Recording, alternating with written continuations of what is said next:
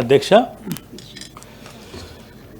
Budget ప్రసంగంలో 13వ పేరాలో సొంత ఇల్లు అనే కళ నెరవేరుస్తేందుకు ఈ రాష్ట్ర ప్రభుత్వం కట్టుబడి ఉందని చెప్పి ఇందిరమ్మ ఇండ్ల పేరిట అందరికి ఇండ్లు కట్టిస్తామని చెప్పారు.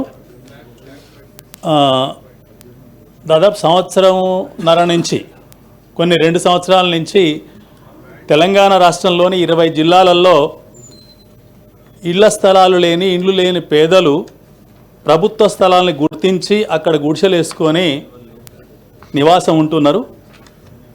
కానీ అటువంటి వాళ్ళను గత ప్రభుత్వంలో ఇప్పుడు కూడా అక్కడక్కడ కేసులు పెట్టి ఇబ్బంది పెడుతున్న సందర్భం కనిపిస్తున్నది. జనగామ జిల్లాలో లింగాల బచ్చన్నపేట దగ్గర ఒక ప్రాంతం, హనుమకొండలో ధర్మసాగరు, హసన్పర్తి, ఎల్కతుర్తి, వరంగల్లో చంద్రాయనపేట, నెక్కొండ, మహబూబాద్ రూరల్, ములుగులో పసరా, వాజేడు,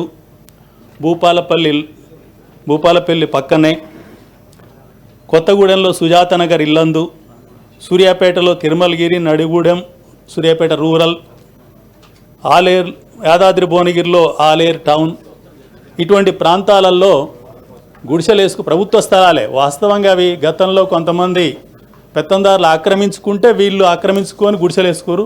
తలా 50 గజాలు 60 గజాలు వస్తుంది.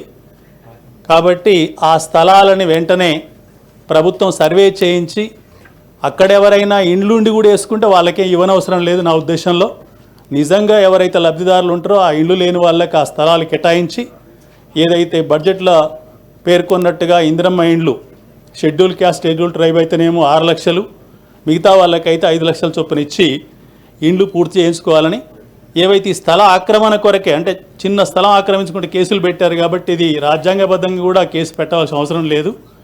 ఇల్లు కట్టిస్తామని చెప్పి రాజ్యాంగంలో అనుకుంటున్నాం కాబట్టి వారిపైన కేసులన్నింటి కూడా తొలగించాలని తమ ద్వారా పిటిషన్ అందజేస్తున్నాం. రవీంద్రరావు గారు. అధ్యక్ష,